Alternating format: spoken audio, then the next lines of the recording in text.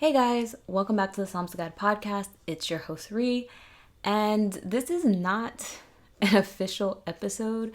You can probably tell that because of when it's coming out.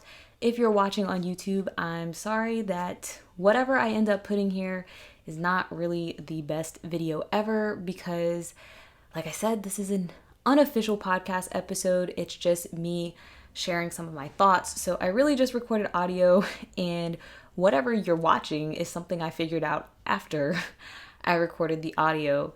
I've been doing this series on feminism and religion, and the idea for this series kind of came from a lot of conversations that I've been having with my fellow Christian women, as well as conversations I've had with my fellow Christian brethren, and just kind of the discussion of the breakdown of families across America, period.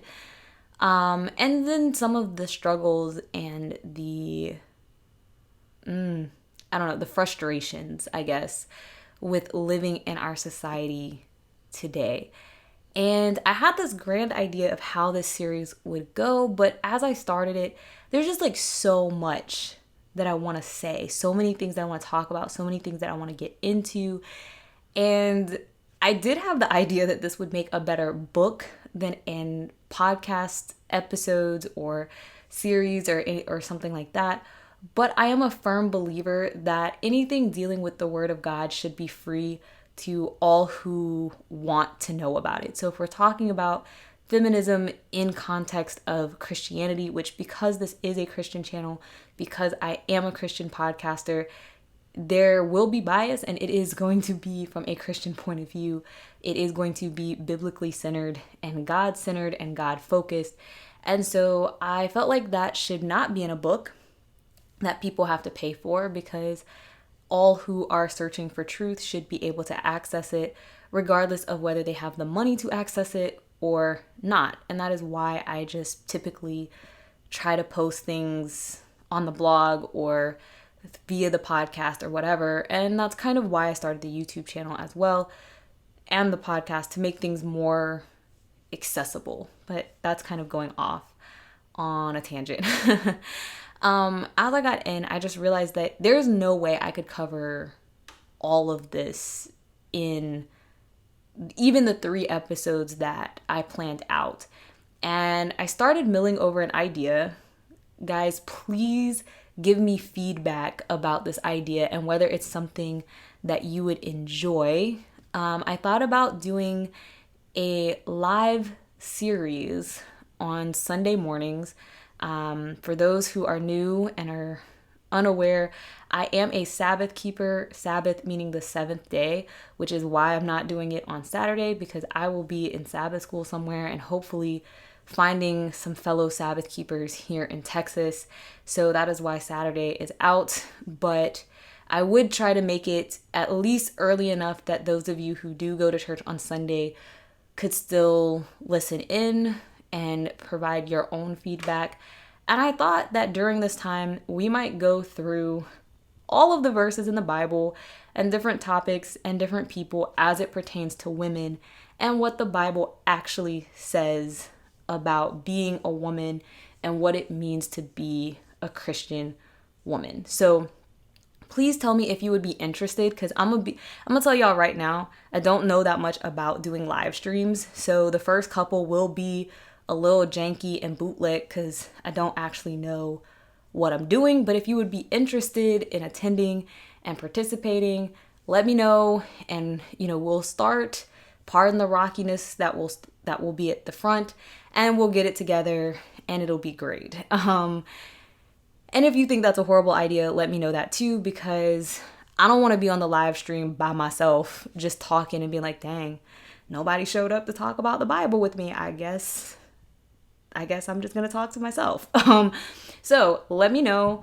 And if so, I'll work on, planning that out, and we'll set that up. And of course, I'll let you guys know ahead of time so that you can plan to be there before we kick off the series. So I wanted to mention that and put that idea out there. But I also wanted to talk about some of the stuff I didn't get into in the last video, and that I think part of it was going to come out in the next video and the third video. But I had conversations with some of my Christian friends last night. Last night was actually Friday night. I don't know when this is actually going to come out. But we were having a Bible study together to bring in the Sabbath. And, we were talking about a woman's place and what we were supposed to be doing and things like that. And then I watched a video by a YouTuber that I follow that usually I really like their videos, but they said some things in this video that I can't say I agree with from a biblical standpoint. And I had some feelings about that. And I am praying over it because, to a certain extent, there is bias. Like, I talk about that a lot on this podcast. Being aware of your biases, is a good thing. Like, you should be aware of where you're biased, and you should be leaning on God to give you understanding. Because sometimes, as people, not just with this topic of feminism, but or women's rights or what women can and can't do, but in general, a lot of times when we want to do things and God is telling us no, we are very biased and we don't hear the answer that he's giving us because we don't want to hear the answer. And so that's something to keep in mind. But it also goes two ways. A lot of times when we are steeped in tradition, we don't like change. And this is one of the things that bothers me so much about this conversation.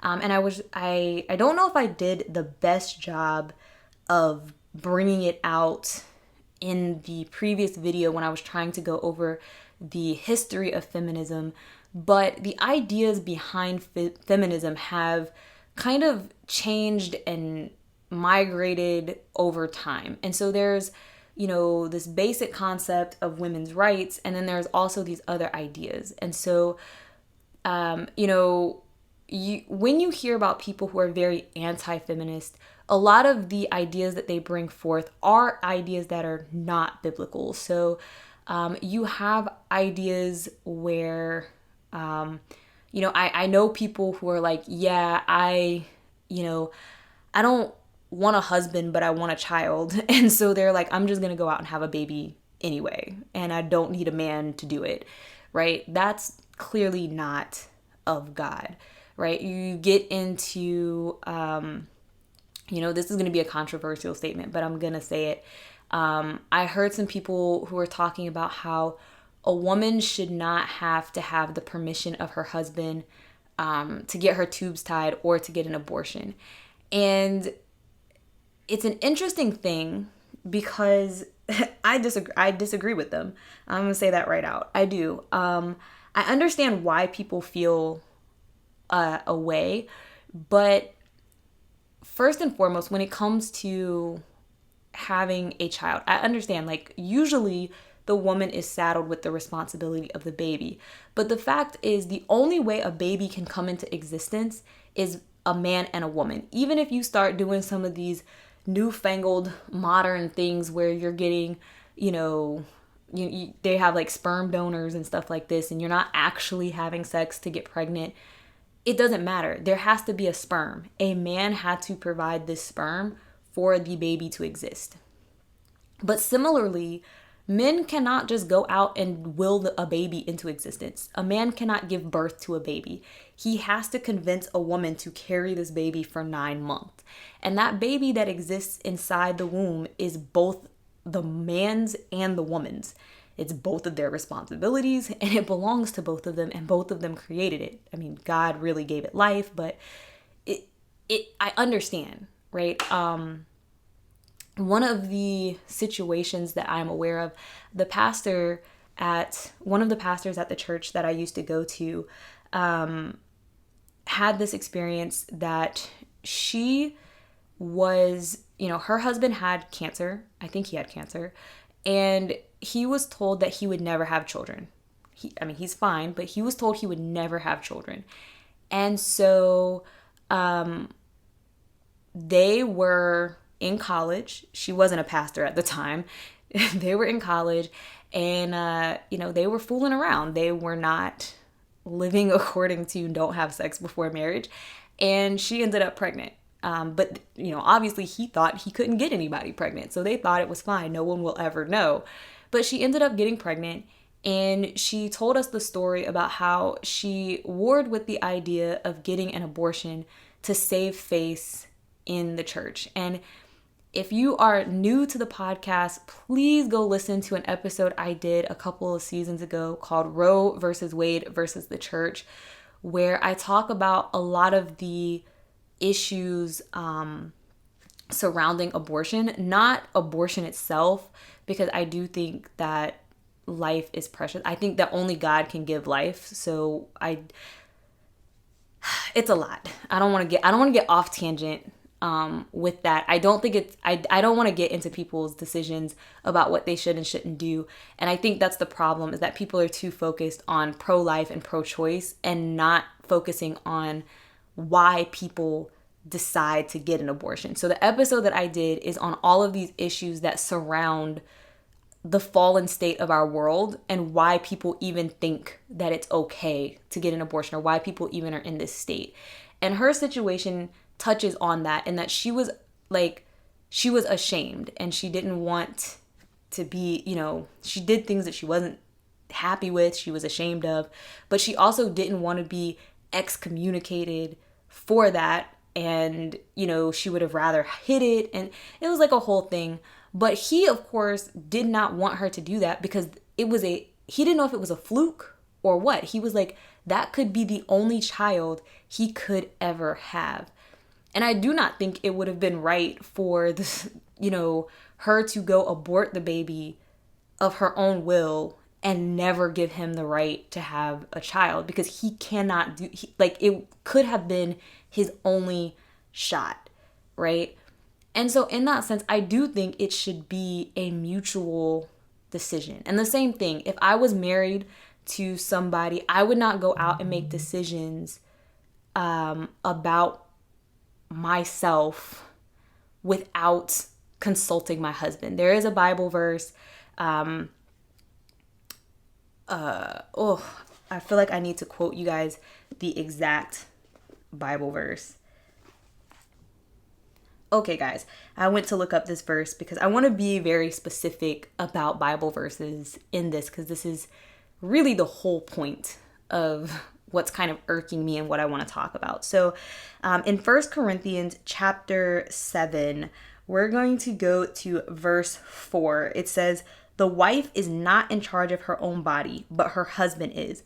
Likewise, the husband is not in charge of his own body, but the wife is." And this is a call back to Genesis chapter 2, where God marries Adam and Eve, or the first marriage exists. And it says that a man should leave his mother and father and cleave to his wife, and they become one flesh. So once you are married, both people belong to each other. I should not be making decisions by myself about my body. He should not be making decisions by himself about his body. His body belongs to me. My body belongs to him. Right? That is what the Bible says. Okay. And so in that sense, this is where I'm saying, like, I disagree. I mean, I do not think that, a woman should be able to go out and be like, I'm going to get my tubes tied, whether my husband approves or not. Like, no, I think you should be having that conversation with your husband, and that should be between you and the husband. And the same thing with anything else. And so I understand why you have people that are very much against the ideas of feminism, because things like that do exist in feminism. The same thing with this idea that men are evil or something like that. And I alluded to some of this in the previous video and in the previous podcast episode, but I didn't get too deep into it, I don't think, because again, like I said, I was focusing more on trying to get to a definition for as we continue talking about gender roles and women in religion and things like that. And so I really am not concerned with what this person or that person believes. But this is the thing.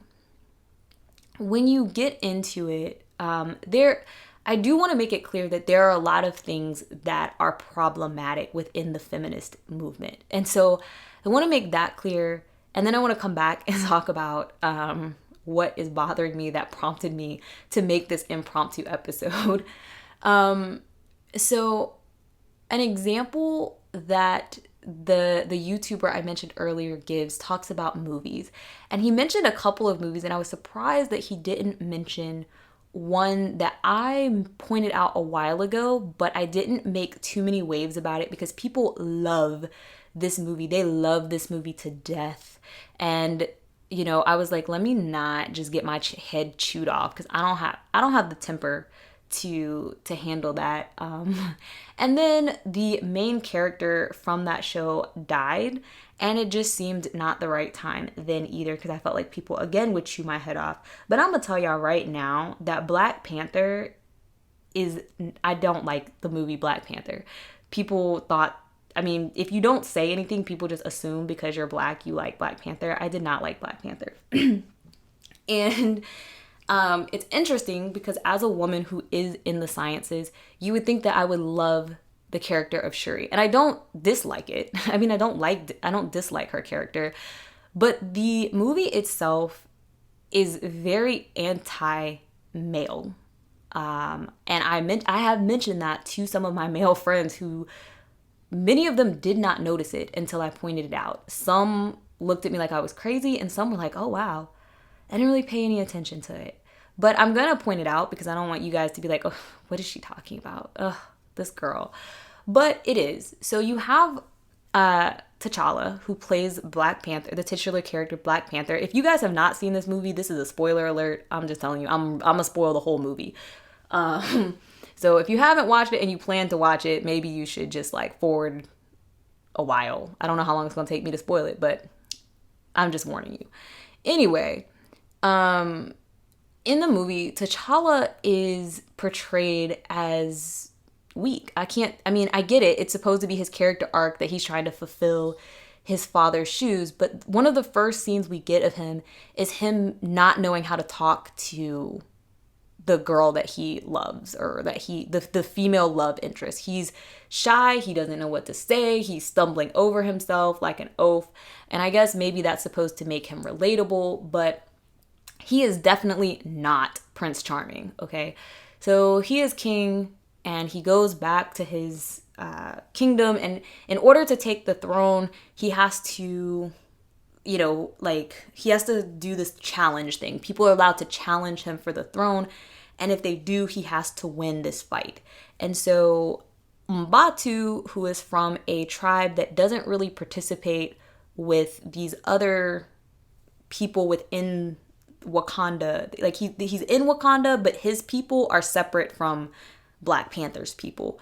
He comes and he challenges him. And M'Batu is the only character in this movie that I actually like, okay?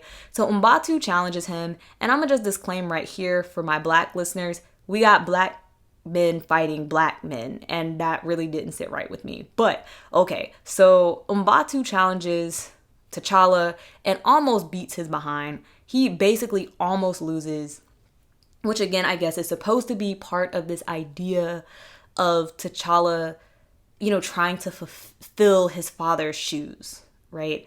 And then T'Challa eventually finds out about what his father has done, which is basically assassinate his uncle and leave his first cousin, who is Killmonger, the villain, I don't know what to call him, the anti-hero, the villain, whatever, the other person in the narrative. He was left as an orphan in the projects somewhere here in the United States. And T'Challa knows this. And when Killmonger shows up, T'Challa could embrace him and be like, look, I just found out what my dad did. That was jacked up. I'm sorry. Right? And he could have been reaching out to do something. But T'Challa stays in tradition and, is like, no. And then he gets his butt whipped by Killmonger. Again, more Black men fighting each other. Problems. But so then T'Challa ends up basically dead. Right? And he gets saved. We're going to come back to how he gets saved, but he gets saved and revived and ends up in another fight with Killmonger that he almost loses again. It's still a close fight. At no point in the movie is he actually like super powerful. There's no point in the movie where it's like, yeah, he's believable as a king. He's actually a very strong character. He is not a strong character at any point.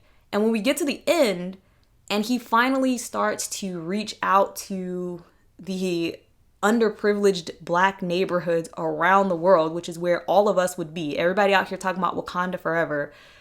We wouldn't be Wakandans. We would still be wherever, in whatever country we're in, who got abandoned by Wakanda. But he finally goes out and starts doing these outreach programs, but that was his girlfriend's idea. It wasn't his idea. It was his girlfriend's idea. And that was also the idea of the man who got shot and killed, his uncle. So how did T'Challa get saved?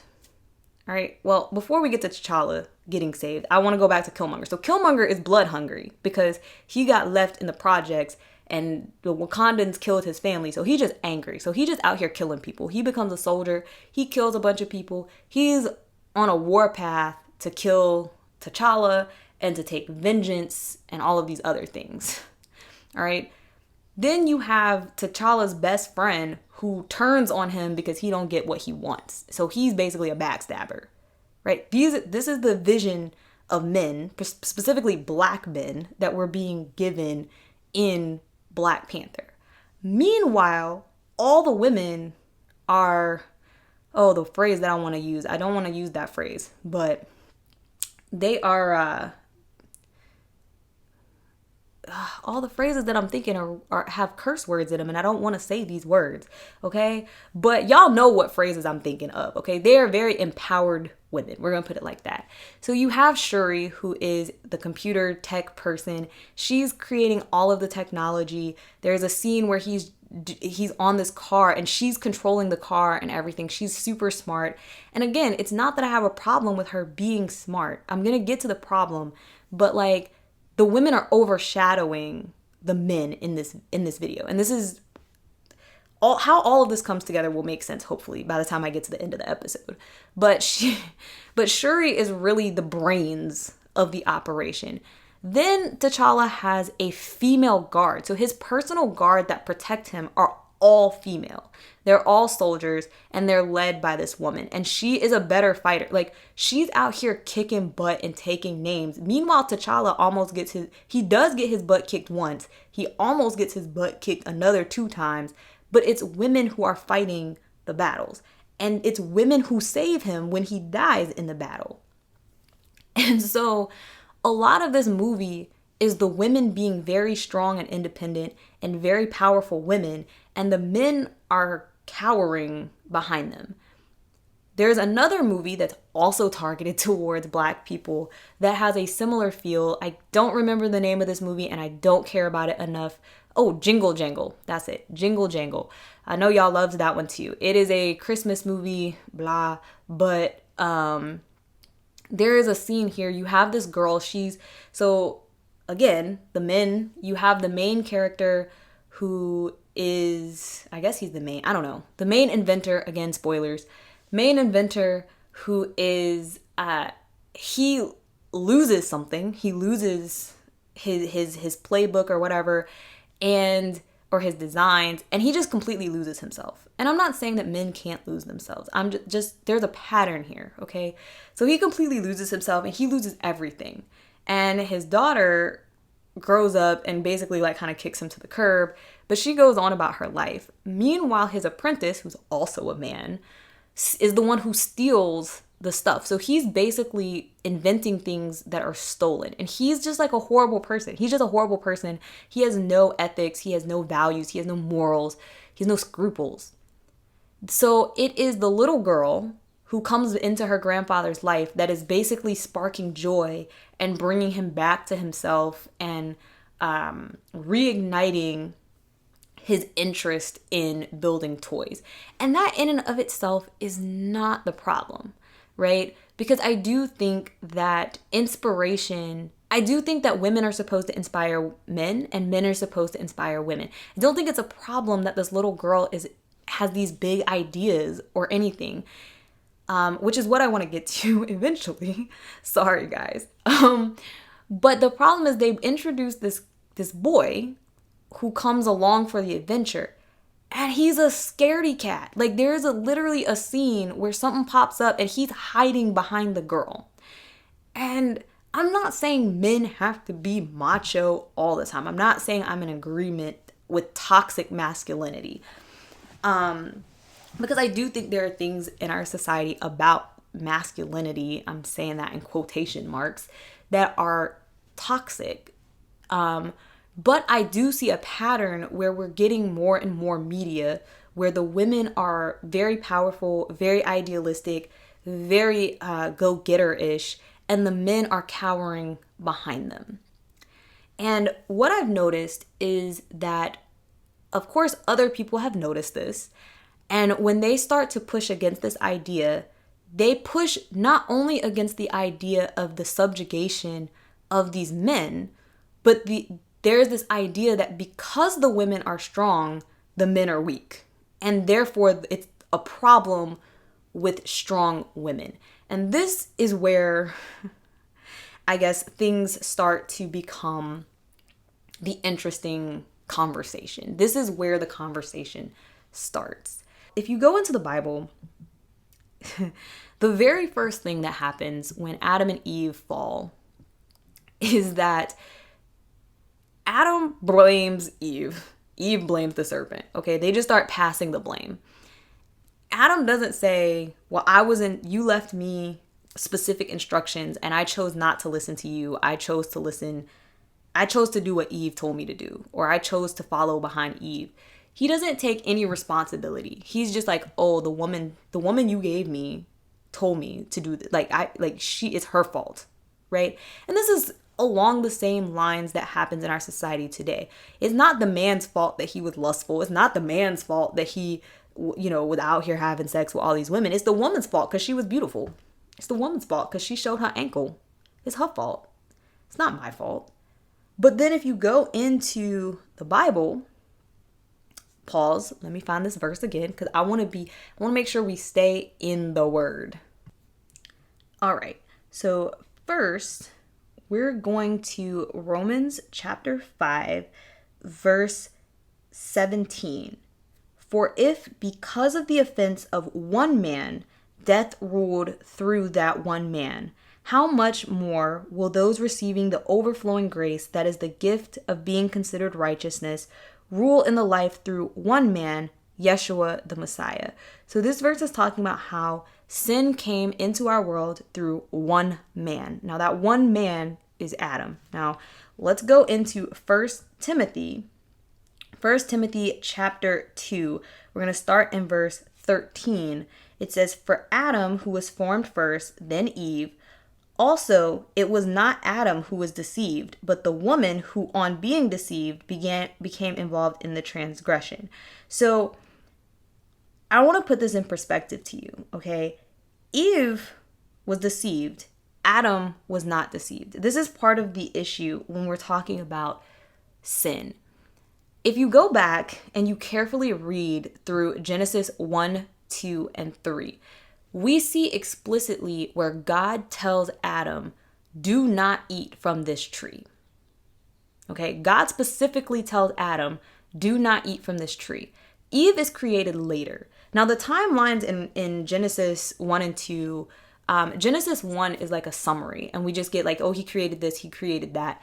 And in Genesis 2, we see where he's like creating the garden, and we learn that there's some time between when God creates Adam and when God creates Eve on that final day. I don't know exactly how much time. Was it an hour? Was it 2 hours? Was it 10 minutes? I don't really know. But there was enough time for Adam to see these animals and name some animals and notice that he didn't have a corresponding mate. And so then God creates Eve. But as we're rolling into chapter 3, we don't see explicitly where God goes to Eve and says, Eve, don't eat from the tree, right? So more than likely, Adam's responsibility was to tell Eve. Adam was the firstborn, he was the oldest. At this point, it wasn't that Eve was submissive to God, not to God, she was definitely submissive to God. It's not that Eve was submissive to Adam because she was a woman. That wouldn't have been her punishment if she was already submissive to Adam, or if she didn't already have a desire for her husband, right? These were part of the punishment in the fall. So at this point, but Adam still had some sort of leadership role because he knew better. And we know he knew better because it says he wasn't deceived, but he ate the fruit anyway. Now, there is beauty in this because it parallels the story of Christ and the church. Remember, when you talk about symbolism in the Bible, a woman represents the church and the man represents Christ. This is how marriage is set up. The man is supposed to be Christ, the woman is supposed to be the church. Just like Christ is the head of the church, the man is supposed to be head of the marriage, the woman is supposed to be the church, right? So the story of Adam and Eve parallels this beautifully. I've talked about this previously. I don't know why Adam chose to listen to Eve or to follow her. Men still do this. They will see a beautiful woman or they will fall in love with a woman and they will do things they know are wrong just to please the woman. But that's not what Adam was supposed to do. He knew it was wrong and he did it anyway. But in the aftermath, instead of, dare I say it, being a man and saying it was my fault, I followed the woman when I knew it was wrong, he blamed it on the woman. And this is what's happening in our society today. This cycle still continues, that women have kind of been cursed to bear the blame of things that may actually not necessarily be their fault. There were lots of things that could have happened in that garden, right?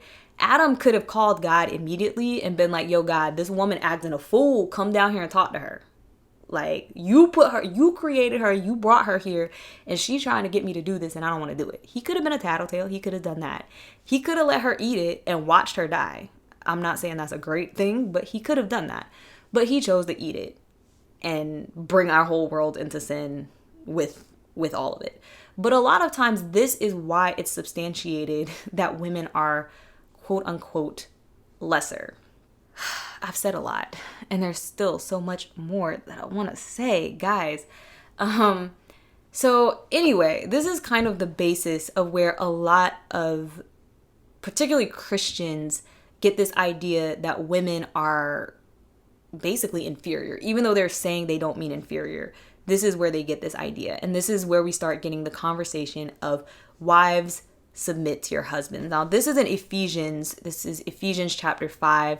I'm not sure the exact verses. You guys can look that one up. I could go there and read it, but we know this. We know this verse by heart. Wives, submit to your husbands. Now, right after that, it says, husbands, love your wives. And it goes into the whole thing about Christ being the head of the man and all of this, and the men being the head of the wives.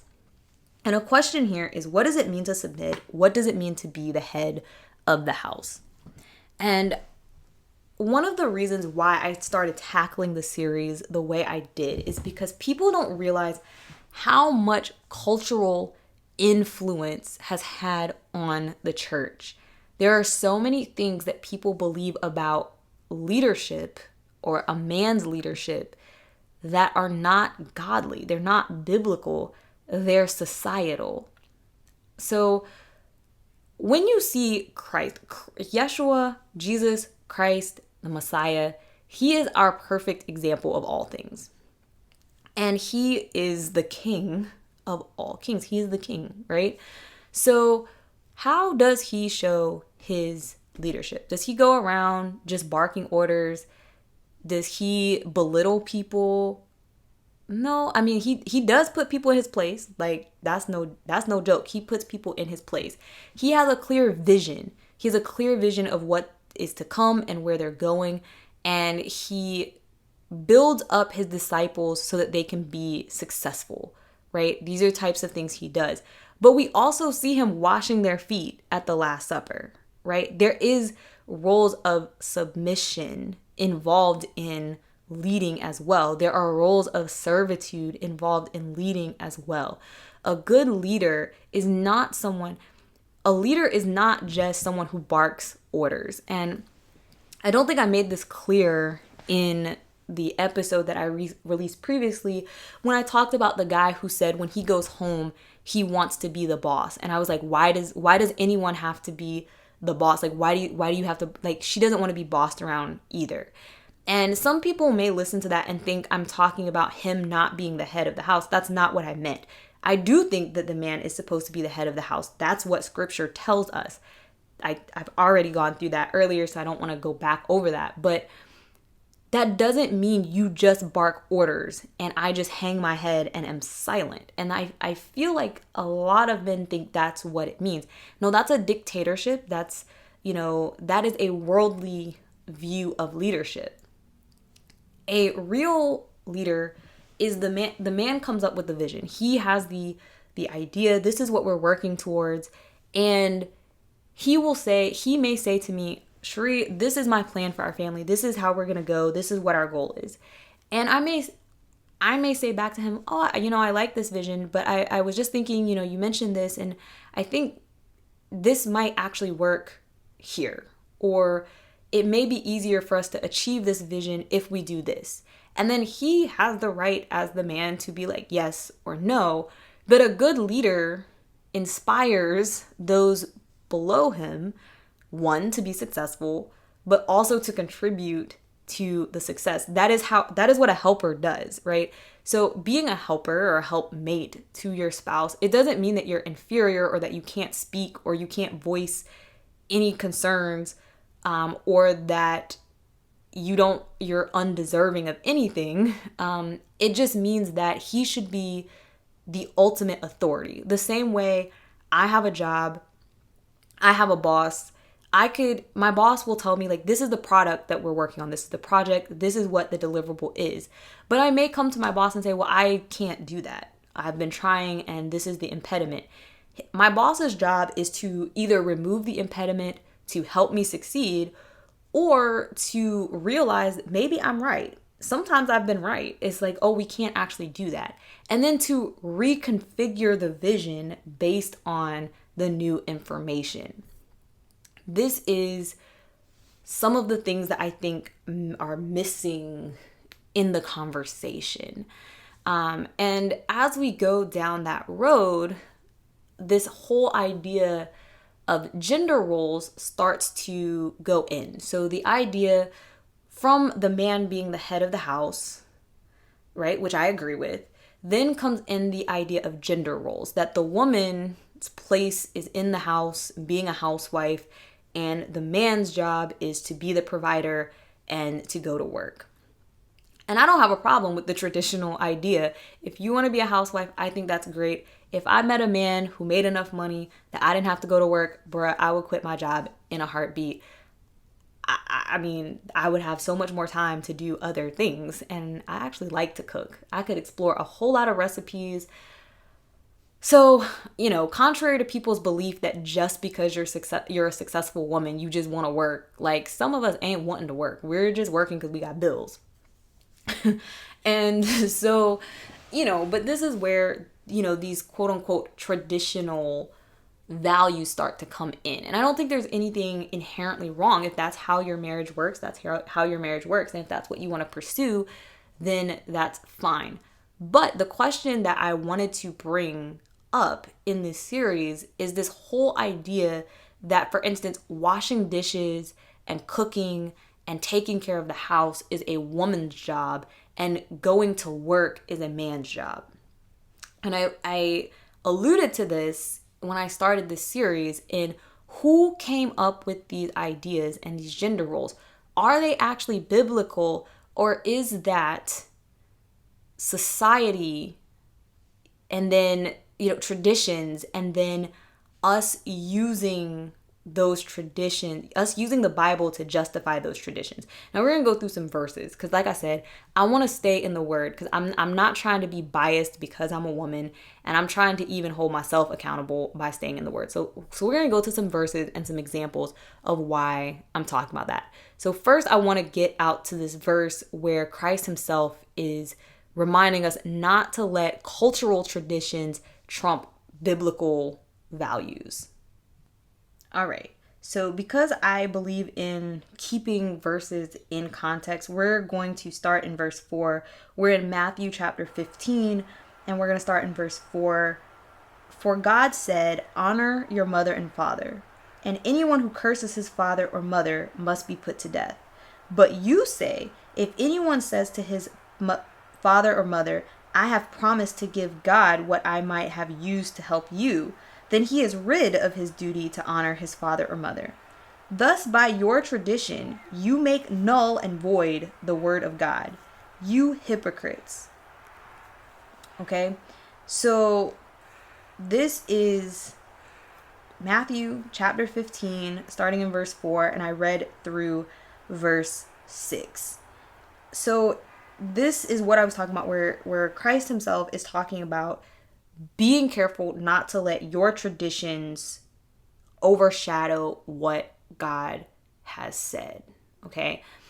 And in some ways, like in this way, they're directly contradicting, right? They're going from, you're supposed to be put to death because you are not, helping your parents to, well, I helped God instead of my parents, so it's fine, right? So they're skirting what God has said. Some of the things that I'm talking about are not, it's not so much that it's against something God has said, but it is your traditions are the foundation of your interpretation of scripture instead of the interpretation standing for itself. And in that way, I'm not saying that these actions or the manifestations of these traditions are wrong. It's that they are not biblical, as in everybody has to do this or they're ungodly. So the first one I want to go to is the concept of taking your husband's last name. Now, it's interesting because I actually don't care one way or the other. This podcast is one of the few places that I actually use my last name. I don't actually think of my last name often because I have a very uncommon name. And most of the time, I just introduce myself by my first name.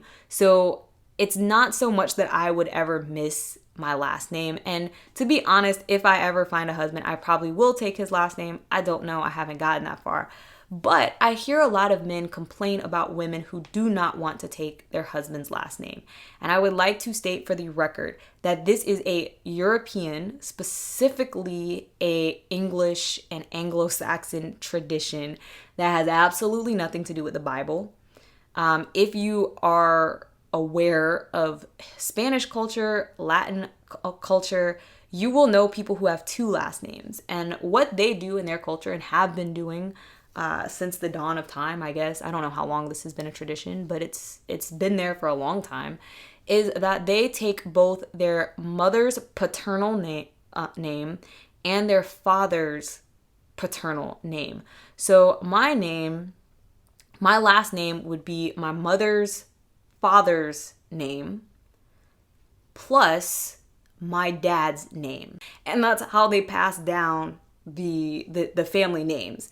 But the wife's name would not change when she married her husband. Like, her name would stay the same and the husband's name would stay the same. That is their tradition. That is a cultural thing. If you start going in the Bible, let me ask you, what was Eve's last name? What was Rebecca's last name? What was Esther's last name? Deborah, Ruth, Rahab, Mary, the other Mary, Mary Magdalene. Right? Like none of these people had last names. Sarah, what was their last name? They didn't have last name. They didn't have surnames. And then they started saying, of this place or of that place or of, son of or mother of, or maybe they would have said wife of or something like that. The whole concept of last names is something that was made later, and it's part of this system to keep track of us and to keep track of who we are, and also part of the fact that we have more people and we're condensed in this city and you need to differentiate those of us with the same name. But from a biblical standpoint, there's nothing that says that you have to take a man's name. So like, if that's what you want to do, it's fine, do it, right? Like, there's nothing wrong with it. But at the same time, it's not wrong for a woman not to take her husband's name. Now, I don't think it should be a point of contention, right? Again, you have this whole thing about a relationship, right? In the beginning, I talked about how the man belongs to the woman belongs to the man. You guys should be talking to each other about it. And so there should be a conversation. And if it just makes him that uncomfortable that you keep your name, then it shouldn't be a point where you're like, I'm gonna die. I don't know why you would die on that hill. That's not the hill that I would choose to die over, right? But from a man's point of view, like, for the men listening, if there are any men listening, like, that it doesn't mean that she's not godly because she just wants to keep her name. First of all, you got to pay to change your name, just so you know that. And two, like, it really, like, she's still your wife, right? And it's interesting because in the beginning, when it talks about man and woman and marriage, it says that the man leaves his mother and father to cleave to his wife. And no man is ever like, yeah, I'm going to change my name and she's going to change her name. We're going to come up with a new name for our family, right? Like, that's equally a valid way of establishing that you belong together as a family, right? So that's one of the things I wanted to talk about because that's one of the things that comes up in this conversation a lot. But the other thing about gender roles is this concept, like I said, of women and housework and men not doing housework.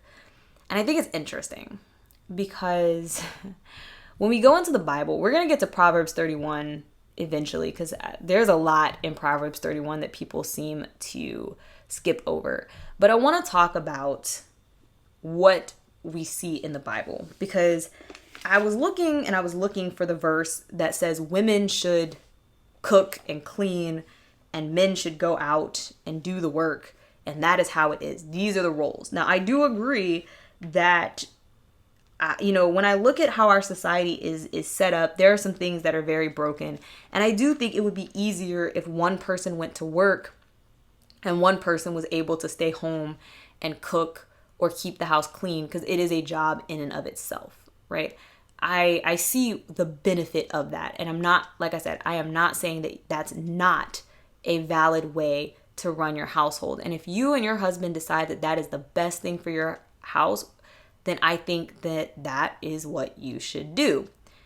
However, I also know that we live in a society where most of us cannot afford that lifestyle. And so we end up having to juggle these things. And in many of these cases, I meet guys who think that the woman should still be solely responsible for the housework. And I'm like, but you're not solely responsible for providing. So why is she solely responsible for the housework? If she is helping you provide, then you should be helping her with the housework. Now, people look at me like I'm crazy. That's not a woman's place, blah, blah, blah. But let's go to Genesis 24. Now, in Genesis 24, we get the story of Abraham sends his servant to go find a wife for his son Isaac. And the servant goes and meets Rebecca. Now, I want to point out that Rebecca is at the well getting water for the family. If you've ever had to pump a well or pull up the water from the well, this is not a lightweight task. Like, you got to have some arm strength to get up in that well, okay? So I just want to point out Rebecca was strong, all right? She wasn't no weak chick if she was pulling water up out of the well. But she does that, and there are many instances where women are at the well getting water. There's a couple of instances, I do believe, when Rachel meets Jacob, I do believe she is like watching over the sheep or the herd or something, which again seems like something a man would be doing. But I digress. Let's stick in Genesis chapter 24, where Rebecca is meeting this servant. So she meets him, things, transpire. And I want to start reading that after she has talked to this person. So I'm reading from verse 28. The girl ran off and told her mother's household what had happened. Rebecca had a brother named Laban.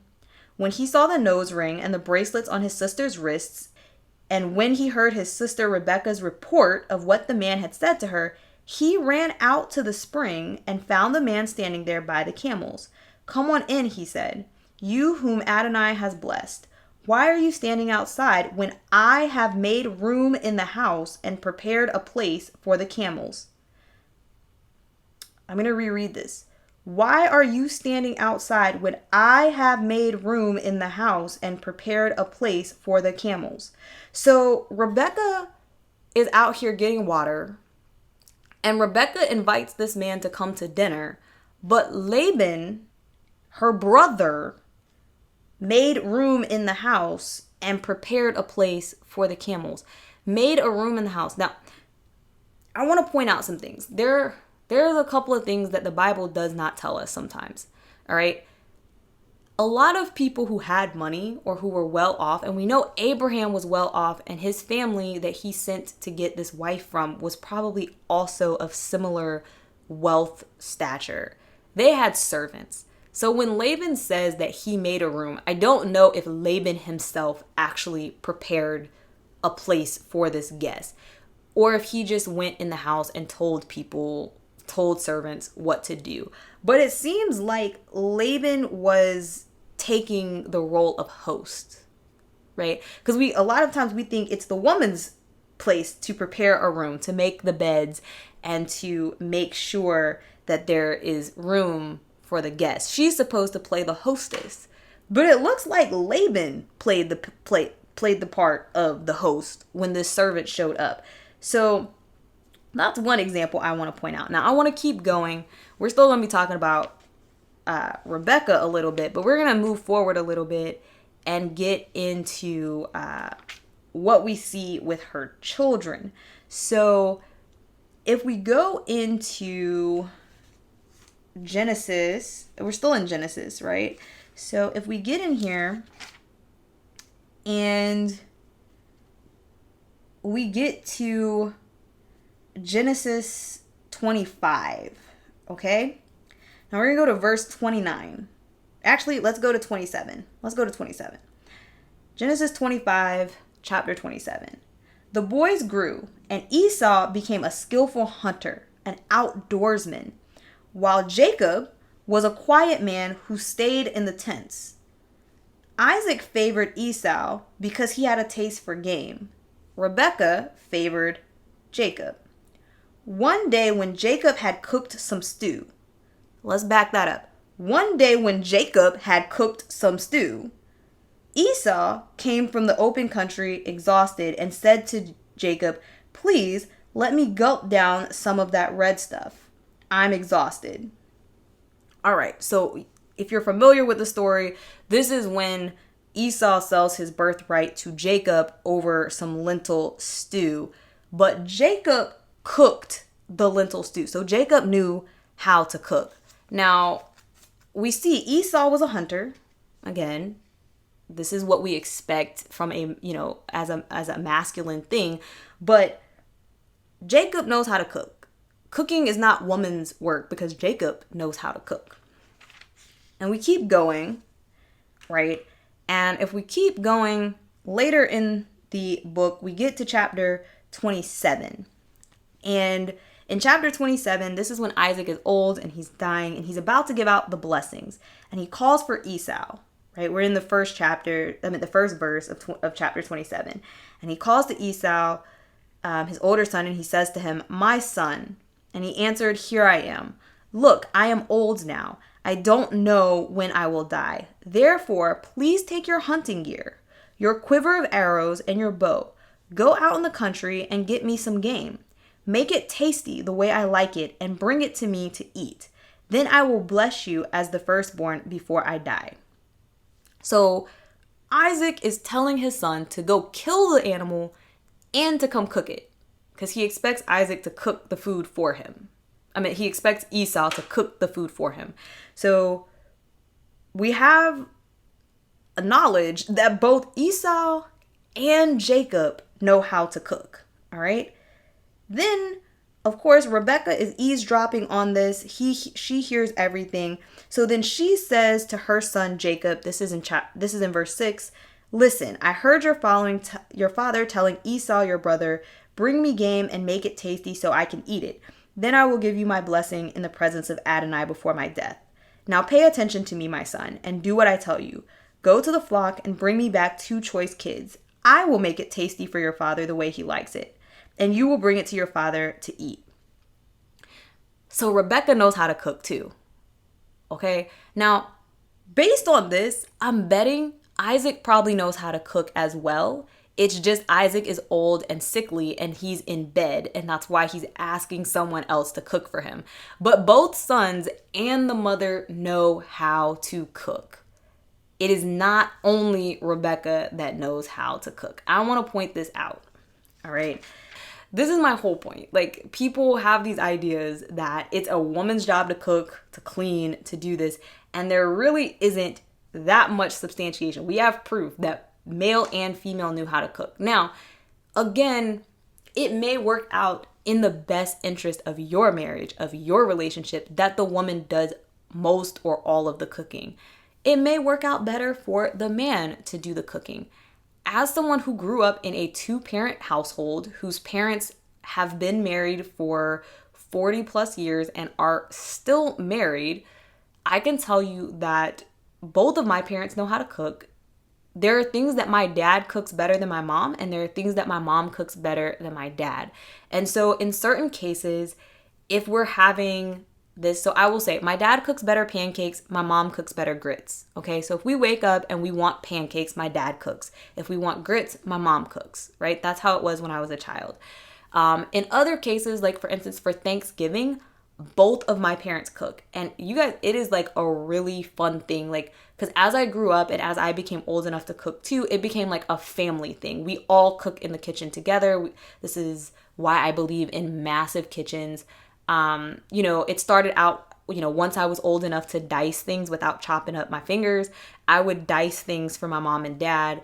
And, my mom would be over here cooking her part of Thanksgiving dinner, and my dad would be over here preparing like the turkey or something like that. And he would be cooking his part. And we were just all in the kitchen together as one big happy family enjoying it. It's not that my dad is sitting on the couch watching a football game while my mom is slaving away in the kitchen to make this huge meal for our entire family. Like, they did do it together. Okay. And from a normal standpoint, what would happen is, there would be some sort of game plan about what we were going to eat, and whoever got home from work first cooked. So if my dad got home first, he would cook. If my mom got home first, she would cook. Once I got in high school, I usually got home first, so I cooked, right? That's just generally how it worked. And so before we jump into Proverbs 31, I know this episode is long and I've been going on, but hopefully we're all getting something out of this. But I do want to share a story about the man being the head of the house and what I learned from my father. When I was very young, I hated pickles. I still hate pickles. I don't know. I'm not sure why I'm saying this. And I may have shared this story before. This is what happens when you do a podcast and you talk a lot like I do. You say things and you don't remember what you've shared and what you haven't shared. So if I've already shared this, I'm sorry for making this unnecessarily long and sharing it again. But maybe you haven't heard it yet. So when I was a kid, I hated pickles. I still hate pickles. I hated bread. I still hate bread. And I would always get hungry and I would want to go to McDonald's or whatever. Guys, please don't take your kids to McDonald's. It's death food. But my parents would take me to McDonald's. And we'd get there, and my dad would, he'd be like, what do you want? And I'd be like, I want a cheeseburger with no pickles and no bread. And he'd look at my mom and he'd be like, what do you want? And sometimes she would decline. She'd be like, oh no, I don't want anything. I'm not hungry. Or, she might be like, I'll just take a small fry, right? And so my dad would order what me and my mom asked for, and we'd go, and I'd always be confused because he would never tell them that I didn't want the pickles or that I didn't want the bread. He'd just order a regular cheeseburger meal, and he'd give my mom the fries that she asked for. He'd give me the cheeseburger, and we'd take off the bread, we'd take off the pickles, and I'd just take the meat and the cheese. And then my dad would take the bread and the pickles and whatever leftover ketchup and mustard was on the bread, and he'd eat it as a sandwich. And I thought it was the most disgusting thing I ever seen. Like, two things I hate, bread and pickles together. Like, that was just so disgusting.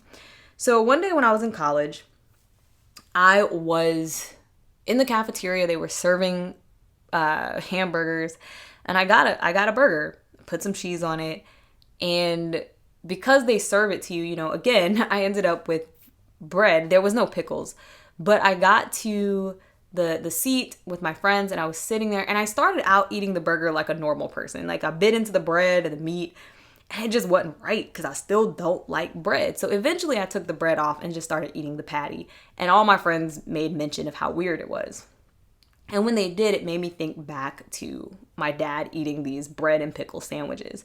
So I called him, and I was like, Dad, how did you eat? Like, why? Why do you like that? Do you still eat those? And my dad told me that he hates pickles. The reason I hate pickles is because my dad hates pickles. My dad also hates pickles. And I was like, but why were you eating bread and pickle sandwiches then? Like, you ate them every time we went out. Why did you eat that? And my dad said, well, I couldn't afford to buy you a meal and your mama a meal and me a meal. So I made sure you had food, and I made sure your mother had food, and I ate whatever was left. Now, I see people going back and forth on Facebook about who gets fed first and a wife fixing her husband a plate, but y'all don't know how that touched me as an adult to hear that my dad was eating our leftovers to make sure that we had. And I was like, dang, that's a whole different definition of a leader. That is not a worldly definition of a leader. And I think that is what God said when he means that the man is the head of the house. Y'all don't understand. I would do anything for my dad and my mom. My mom was a great mom, but I'm talking about men as the head of the house. Like, I would do anything for my dad. And what I think happens is when it says wives submit to your husbands, husbands love your wife. When men have that kind of love and that kind of selflessness towards their wife, I cannot imagine having a husband doing that for me and my child, that I wouldn't just give him whatever he wanted. And I realized the reason my mom would say she wasn't hungry was not because she wasn't hungry, but because she knew my dad couldn't afford food for all of us. So instead of being like, my husband can't buy food, I'm gonna go out and get my own money to buy my food, right? Like, she is like, well, he is trying, but I'm just gonna say I'm not hungry, and I'll just wait and I'll eat when we get home.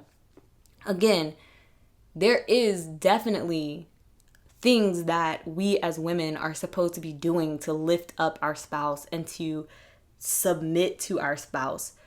But a lot of these ideas that are passing around in our circles and in our communities about what it means to be the head of the house are worldly ideas.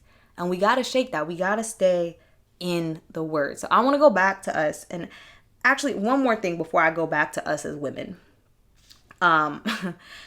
I see a lot of people talking about women not being women not being feminine, women trying to take a man's place. And I don't see a whole lot of conversations by men about men being men. Because I would like to say that just because you were born male does not make you a godly man. Just because you were born male and you show up at a church once in a while, or you picked up a Bible once or twice, that does not make you a man of God per se. And it does not mean that you are acting in accordance to God. Now, I'm not going to go too far into that because I am a woman and I do respect that that's a man's place. So I'm calling out all these men that have the time to tell us as women what we doing wrong. I would love to see y'all come out and tell yourselves what y'all doing wrong so that we can fix it and go forward. But we're not going to go that far.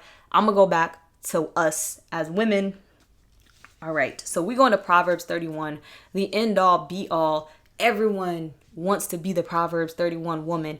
I have a post on this already, but we're going to go back through it. I know it's long, but bear with me. This will be the end of, this is by no means the end of what the Bible says on women. Like I said, come back and tell me your thoughts on having a series where we actually go through it a lot more meticulously and verse by verse. I'm kind of trying to speed through this, but we cannot have this conversation without talking about Proverbs 31. So Proverbs 31, starting with the part that actually talks about the Proverbs 31 woman, and it starts in verse 10 of Proverbs 31. And I'm going to read the whole thing, and I may go back and emphasize some things as I'm reading, or I may start asides in the middle. I really don't know how my brain works. Just bear with me. Who can find a capable wife? Her value is far beyond that of pearls. Her husband trusts her from his heart, and she will prove a great asset to him. She works to bring him good, not harm, all the days of her life. She procures a supply of wool and flax. How did she procure a supply of wool and flax? That's a good question. How did she procure that? And works with willing hands. What? And works with willing hands. So she works with her hands. She is like those merchant vessels bringing her food from far away. So she's bringing food from far away. I wonder how she's doing that. It is still dark when she rises to give food to her household and orders the young women serving her. So she has servants, guys. She has servants to help her with all this stuff she's doing. That's good. Power to her. She considers a field, then buys it. Wait, what did she do? She considered a field and then she bought it. She bought a field, guys. What? Okay, so she bought a field. And from her earnings, she got earnings, y'all. She got earnings. She plants a vineyard. She gathers her strength around her and throws herself into her work. Ooh. What is this work that she's doing? She gathered her strength around her and threw herself into the work. She sees that her business affairs go well. Her lamp stays lit at night. She puts her hands to the staff with the flax. Her fingers hold the spinning rod. She reaches out to embrace the poor and opens her arms to the needy. When it snows, she has no fear for her household, since all of them are doubly clothed. She makes her own quilts. She is clothed in fine linen and purple. Her husband is known at the city gates when he sits with the leaders of the land. She makes linen garments and sells them. So she's selling some stuff. That's probably how she's making her earnings. That might be also the work that she's doing. And she supplies the merchants with sashes. Clothed with strength and dignity, she can laugh at the days to come. When she opens her mouth, so she does open her mouth. She's not always silent. She opens her mouth sometimes, and she speaks wisely. On her tongue is loving instruction. That's important. Being loving is important. She watches how things go in her house, not eating the bread of idleness. Her children arise, and they make her happy. Her husband, too, as he praises her. Many women have done wonderful things, but you surpass them all. Charm can lie, beauty can vanish, but a woman who fears Adonai should be praised. Give her a share in what she produces. Let her works speak her praises at the city gates. Y'all, I love Proverbs 31. I love it because it says a lot. Now, I am going to point out some symbolism in here in a minute, but in here we see that she does have a job. She does work, and she does make enough money that she can buy a whole field. And she also has servants that are helping her. She's not doing all of this alone. And in here, while it does say that she is sewing things, it doesn't necessarily say that's the only thing she does. Clearly, she is getting earnings and she is doing all of these things, but she's also supporting her household. And I think that's an important thing. I don't think that God made woman to be diminished. And what I mean by that is, I may be a successful computer scientist. I may be intelligent. I may be able to use power tools, right? But that doesn't mean that my husband won't be better at that than me. And it doesn't mean that there won't be moments where he's doing things that technically I can do, but I just prefer for him to do it, like killing a spider. Or actually doing the drilling, because sometimes I'd be concerned about how stable things are that I put together, because like I said, I'm not that strong. But I don't think that God created me with the intention that I would shrink myself for a man who is not that man. And this is where we get into this concept of being equally yoked. I do want to point out something about Proverbs 31 that I noticed after I did the episode that's up on my channel currently. I mentioned in the beginning that the woman always represents the church. And it's very interesting because if you go back and read Proverbs 31 and you think of it as the church instead of an individual woman, it actually reads quite the same way. It's actually very interesting because, of course, at this point, the husband is Christ. And these are things that the church should be doing, right? The church should be serving, and the church should be cultivating things. We should not be fearful, right? We should be about our business. We should be throwing ourselves into the work of God. We should be feeding the poor and helping the needy. So I thought it was interesting.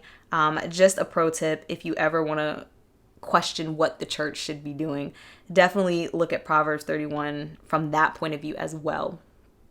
But I digress. This may replace that third episode because I think I went over a lot of the things that I wanted to go over in the third episode, but I just had to put a lot of this out here up front and forward because it's frustrating because there is a problem. But I feel like we spend a lot of times pointing fingers and saying that this person is the problem or that person is the problem. And it's very easy to point at feminism and say that feminism, specifically new age or radical feminism that is anti-male, is the issue. But again, you start to see men who are like, well, women have careers and that's the problem. They no longer care about the family because they're worried about their careers. And I'm not negating the fact that some women may be career obsessed. But at the same time, I question how many men were career obsessed. There are a lot of men who are career obsessed as well. And it doesn't say that it's solely the woman's job to be the family, right? Let's say I was a housewife. Let's say I've met the man that God has sent me, and I am a housewife, and I am there to take care of the kids and to make my husband happy. But he's a workaholic, and he's never there. He's always at work.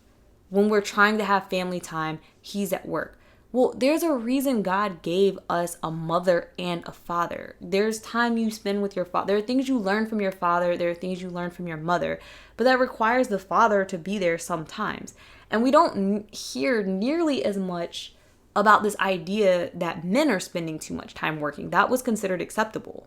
My point is that I don't think that blaming women for being able to be a doctor or being able to be an engineer, which was traditionally only for men, I don't think that is the problem. I think the problem is, one, our society expects too much, right? That is a whole nother topic. Please, I'm begging myself not to go off on a tangent on that. But the way our society is situated, the way it's set up and structured is just not right.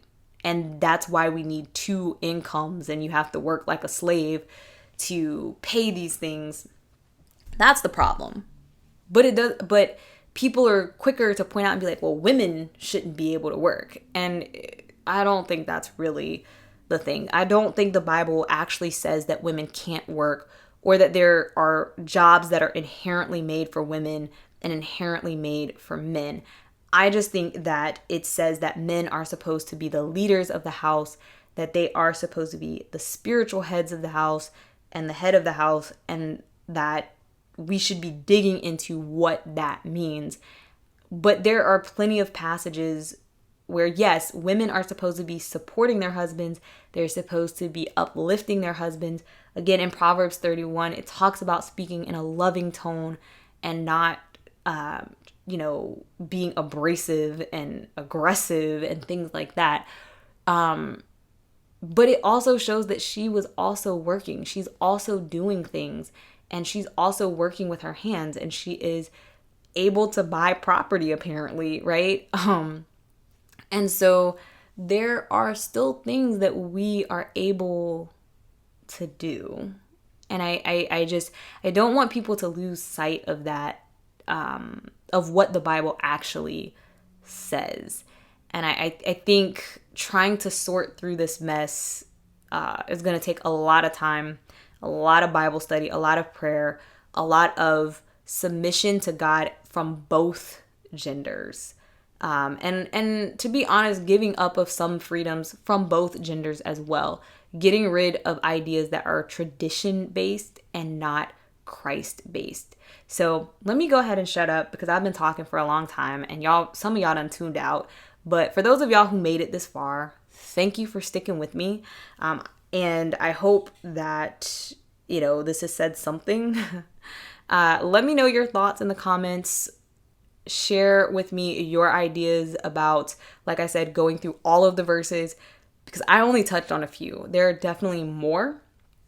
So I will talk to you guys again. Hopefully I still actually do the right episode for this week. Bye, guys.